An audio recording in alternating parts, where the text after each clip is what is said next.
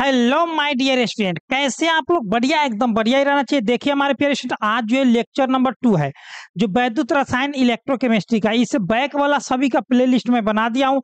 ऐसे इसका पीडीएफ लेना चाहते हैं तो वो आप लोग को मैं बताऊंगा पूरा जानकारी। सबसे पहले आप लोग इसको पढ़ने का और समझने का कोशिश करें, क्योंकि फैराडे का नियम जो वैद्युत अपघटन के लिए आज मैं बताने वाला हूँ। 5 नंबर वाला जो भी क्वेश्चन पूछा जाता है इस चैप्टर से, ठीक है, तो मैं बताने वाला हूँ इसमें फैराडे का नियम जो 5 नंबर वाला में जो है इस वर्ष पूछने की मतलब बहुत सारा संभावना है। समझिए कि 100% इस बार जो है लगभग आप लोग को पूछने वाला ही है। तो ये 5 नंबर आप लोगों को आज मैं कंफर्म करा दूंगा, ठीक है ना। तो मैं क्या बताया था आप लोगों को, यहाँ पर एक सेकेंड नंबर उग जाता है भैया, इसको हटाने दीजिए। चलिए, आज जो है फैराडे के विद्युत अपघटन का नियम मैं आप लोग को बताने वाला हूँ।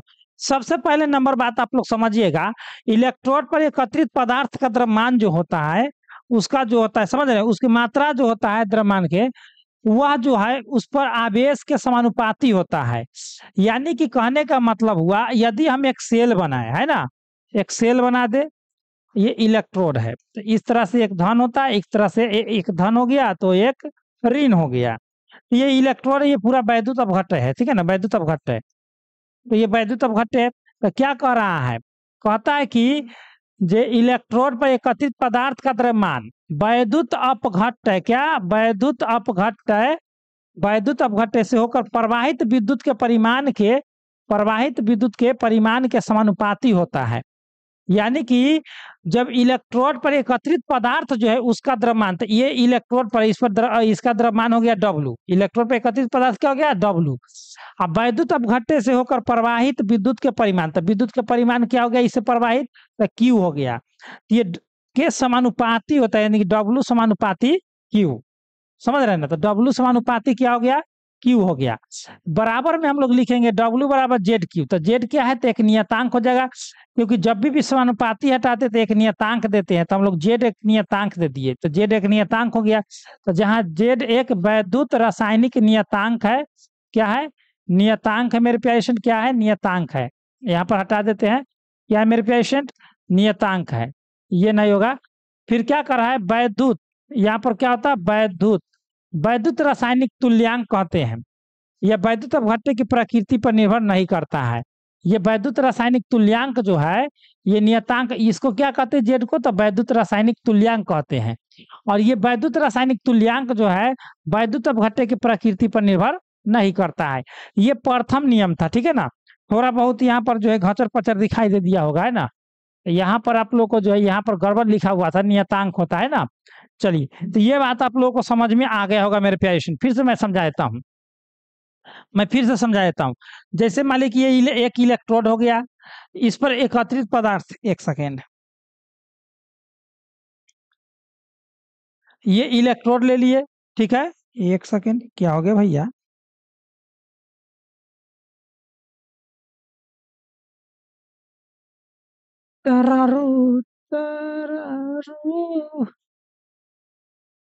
हट जाता है। ये क्या हो गया प्यारलाल,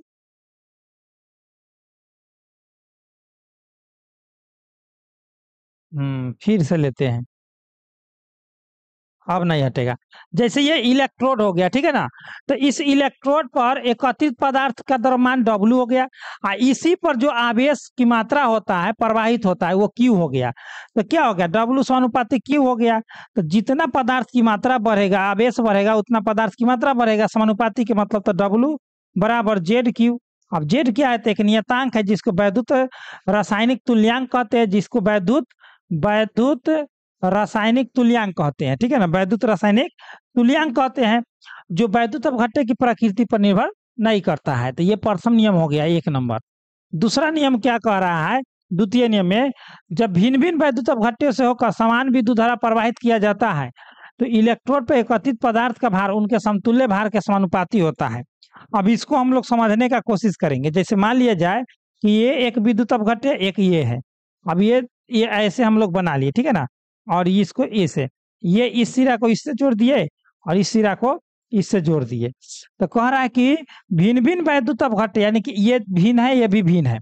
तो क्या करा कि जब भिन्न भिन्न वैद्युत अपघट्यों से होकर समान विद्युत धारा, ये भिन्न भिन्न वैद्युत अपघट्य, ये इसका अलग अपघट्य, इसका अलग, इसमें होगा कॉपर सल्फेट का वैद्युत अपघट्य, इसमें मान लीजिए कि H2SO4 का वैद्युत अपघट्य होगा। तो दोनों भिन्न भिन्न वैद्युत अपघट्य हो गया। और इससे क्या करे, समान धारा, यानी कि इससे आवेश जो होता है ना, आवेश समान प्रवाहित होगा, ठीक है ना। तो क्या करा है, इसे समान विद्युत धारा प्रवाहित किया जाता है। तो इलेक्ट्रोड पर एकत्रित पदार्थ का भार, तो इलेक्ट्रोड पर एकत्रित पदार्थ हो गया W1 का, और एक का हो जाएगा W2, एक W1 W2। भार उनके समतुल्य भार के अनुपातिक होता है, यानी कि उनके समतुल्य भार के अनुपातिक होता है। इसका मतलब हुआ, क्या हुआ मेरे पेशेंट, W1 बटे W2 बराबर समतुल्य भार को हम लोग इक्विवेलेंट कहते, तो E1 बटे E2। ये हो गया आप लोग को, जहां E1 एवं E2 वैद्युत रासायनिक तुल्यांक है, तथा W1 W2 पदार्थ का भार है, W1 W2 पदार्थ का भार है। एकदम सिंपल सी है, एकदम इसी तरह से आप लोग को एग्जाम में लिखना है कि जब भिन्न भिन्न वैद्युत अपघट्य, जब भिन्न भिन्न वैद्युत अपघट्य दोनों अलग अलग है, तो इससे समान धारा क्यों प्रवाहित हो रहा है, ठीक है ना। तो इस पर एकत्रित इलेक्ट्रोड जो है, इलेक्ट्रोड इस पर एकत्रित पदार्थ का द्रव्यमान जो है, एक का W1 तो एक का W2, वो होता है समतुल्य भार के, समतुल्य भार E1 और E2 के अनुपातिक होता है। तो यही बराबर हो गया अनुपातिक। तो W1 W2 क्या है, ये तो मैं बता ही दिया हूँ। चलिए, तो आप लोग देख लिए है। अब देखिए वैद्युत अपघटन के उपयोग, वैद्युत अपघटन के उपयोग कहाँ कहाँ किया जाता है, सो हम लोग देखेंगे, ठीक है। तो देखिए हमारे पेशेंट, आप लोगों को कहीं पर भी दिक्कत होता है आप लोग कमेंट जरूर कीजिएगा, ठीक है।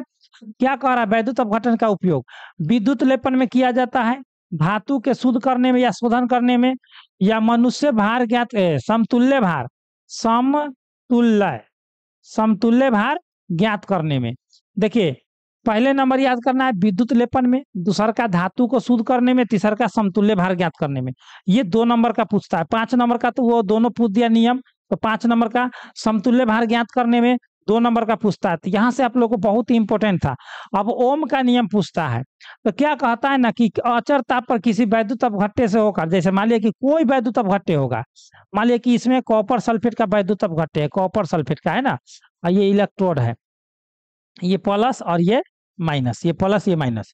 तो क्या कर रहा है कि अचर ताप पर, यानी कि तापमान जैसे के तैसे है, टेम्परेचर जैसे के तैसे है, तो किसी वैद्युत अपघट्य से होकर प्रवाहित धारा, तो कोई वैद्युत अपघट्य है ये, है ना, तो इसे जो है क्या प्रवाहित धारा हो रहा है, तो प्रवाहित धारा आई हो रहा है, मान लीजिए आई हो रहा है। तो प्रवाहित धारा इलेक्ट्रोड के बीच जो होता है विभवांतर के समानुपाती होता है। तो इलेक्ट्रोड के बीच में जो विभवांतर है उसका समानुपाती होता है, यानी कि V समानुपाती क्या हो गया, I। जब भी समानुपाती हटाते तो एक नियतांक देते हैं, तो क्या हो जाएगा मेरे पेशेंट, क्या हो जाएगा, V बराबर IR। R क्या है, तो एक नियतांक है जिसको प्रतिरोध कहते हैं। क्या कहते हैं, प्रतिरोध। तो क्या कहेंगे कि जहां R एक नियतांक है जिसे क्या कहते हैं, प्रतिरोध कहते हैं, तो V समानुपाती I, तो V बराबर IR। तो R जैसे के तैसे न गुना, देखिए R जैसे के तैसे, इधर क्या है I गुना में, तो इधर V बटे क्या हो जाएगा I, यानी कि V बटे I हो गया। तो ऐसा ही मात्रा क्या होता है प्रतिरोध का, तो वोल्ट बटा एम्पियर। तो यहाँ पर हो गया वोल्ट बटा एम्पियर को ओम कहते हैं, वोल्ट बाई एम्पियर को ओम कहते हैं, ठीक है ना। ये ऐसा ही मात्रक था, या साइमेंस, या साइमेंस इसको नहीं कहेंगे, वो व्युत्क्रम को कहेंगे। क्या चीज को, व्युत्क्रम को। तो ये भी आप लोगों को पूरा समझ में आ गया होगा एकदम डेफिनेटली। 2 नंबर वाला में ये पूछता है। अब देखिए मानक अपचयन पूछा है, क्या पूछा है, मानक अपचयन। तो मानक अपचयन में क्या करना है मेरे पेशेंट, कोई भारी नहीं, एकदम आसानी से इसको समझना है। मानक अपचयन विभव में 25 डिग्री सेल्सियस ताप एवं 1 मोल प्रति लीटर सांद्रण वाले वैद्युत अपघट्य द्वारा अपचयन की क्रिया में उत्पन्न इलेक्ट्रोड विभव को मानक अपचयन कहते हैं।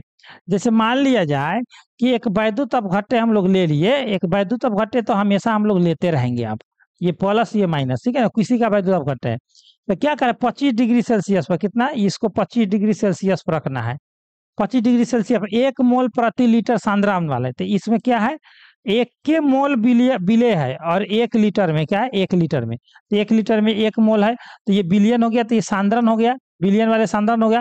तो इसको वैद्युत अपघटन द्वारा अपचयन किया जाता है। ये 1 मोल जो इसको अपचयन कराएंगे, तो इससे जो उत्पन्न होगा इलेक्ट्रोड विभव, उसी को कहेंगे मानक अपचयन विभव, ठीक है ना, उसी को कहेंगे मानक अपचयन विभव कहेंगे, ठीक है। एकदम समझ में आ रहा होगा मेरे पेशेंट, एकदम सीधे बात है कि 25 डिग्री सेल्सियस ताप पर 1 मोल प्रति लीटर, यानी कि 1 लीटर में 1 मोल रहेगा बिले के सांद्रण वाले वैद्युत अपघटन द्वारा अपचयन की क्रिया में जो उत्पन्न होगा इलेक्ट्रोड विभव, उसी को हम लोग कहेंगे मानक अपचयन विभव, ठीक है। चलिए एकदम समझ में आ गया होगा।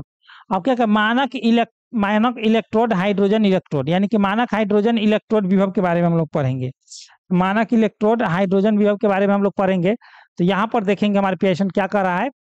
मानक हाइड्रोजन इलेक्ट्रोड में कांच की नली में एक प्लेटिनम की तार जो प्लेटिनम ब्लैक से घिरा होता है, इसमें एक सिरे पर प्लेटिनम की महीन पत्ती होता है और तार एक बार सिरे के मोलर एच, ठीक है ना, सिरे के तार के सिरे, हाँ, एक बार तार के मोलर जो है एच पर प्लस सांद्रण वाले जलीय विलयन में डूबा रहता है। तो इसका साधारणतः 1 MHCl प्रयुक्त होता है। सांद्रण जो होता है सांद्रण या सांद्रता, सांद्रण या सांद्रता जो है, इसमें 1 atm दाब पर शुद्ध हाइड्रोजन गैस लगातार भेजा जाता है। विलयन का ताप पर स्थिर रहता है, विलयन जो अपने ताप पर स्थिर रहता है। एक मानक हाइड्रोजन इलेक्ट्रोड जो है एनोड एवं कैथोड दोनों का कार्य करता है। तो आप लोग ध्यान देंगे मेरे प्यारे स्टूडेंट, एक मानक हाइड्रोजन इलेक्ट्रोड जो है वह एनोड का भी काम करता है और कैथोड का भी काम करता है। कहाँ पर करेगा वो भी मैं बताऊंगा आप लोगों को, ठीक है। तो एनोड पर देखिए हाइड्रोजन गैस है, यहाँ पर ऐसे होगा, ठीक है ना, यहाँ पर ऐसे होगा, यहाँ पर भी ऐसे होगा, तीर के चिन्ह दे देना है। क्या करें, हाइड्रोजन गैस है तो गैस के रूप में है, तो इसको जब भी आयन में टूटता है तो वो एक रूप में होता है, एक रूपी। या 2 गो प्लस हो गया तो 2 गो इलेक्ट्रॉन जो है क्या होता है, जोड़ देना है। जैसे 2 गो इलेक्ट्रॉन या 2 गो प्लस वाले 2 गो जोड़ दीजिएगा तो उदासीन हो जाएगा। ये हो गया एनोड पर। एनोड पर क्या होता है तो ऑक्सीकरण होता है। क्या होता है, ऑक्सीकरण होता है। क्या होता है मेरे पेशेंट, ऑक्सीकरण होता है। कैथोड पर क्या होता है, कैथोड पर अवकरण होता है। क्या होता है, अवकरण। कैथोड पर याद रखेंगे अवकरण या अपचयन। तो ये 2 हाइड्रोजन हो गया, ठीक है ना। और यहाँ पर आप लोग को 1 सेकेंड, यहाँ पर, हाँ, यहाँ पर देखिए, यहाँ पर ये नहीं होना चाहिए, ये नहीं होना चाहिए, ठीक है ना। यहाँ पर 2 लग गया है, इस पर प्लस होना चाहिए। तो जब 2 गो हाइड्रोजन है 2 गो जोड़ देंगे तो क्या हो जाएगा, H2 गैस। तो समझिए जब इलेक्ट्रॉन ग्रहण कर लिया तो क्या हो गया, गैस में बदल गया, ये अवकरण हो गया। और जब ये आयन में बदला है त्याग का इलेक्ट्रॉन तो वो ऑक्सीकरण हो गया है।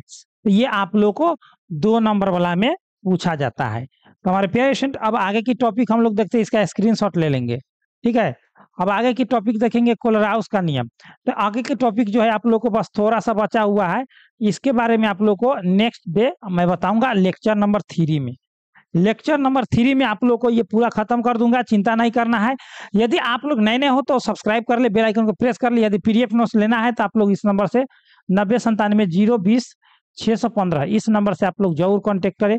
आप लोग को 100% वही PDF नोट्स दिया जाएगा जो एग्जाम हॉल के शहरों में लहराएगा, ठीक है ना। चलिए, डिस्क्रिप्शन बॉक्स में PDF नोट्स का लिंक दे दिया गया आप लोग को हर एक वीडियो में, वहां से आप लोग डाउनलोड कर सकते हैं, नहीं तो यहाँ से। तो चलिए आप लोग को मैं बता देता हूँ फ्री ऑफ को जो है कहाँ से कैसे कैसे डाउनलोड करना है। सो ठीक है, कहाँ से कैसे कैसे डाउनलोड करना है। क्या करना है आप लोग को, फ्री ऑफ को सभी चीज डाउनलोड करने के लिए गूगल या क्रोम पर आना है और सर्च कर देना आप लोग को गूगल या क्रोम पर स्टडी सिलेबस प्रवीण कुमार, ठीक है ना। स्टडी सिलेबस प्रवीण को आप लोग सर्च करेंगे तो आप लोग को ऐसा इंटरफेस दिखेगा, इसी पर क्लिक कर देना है।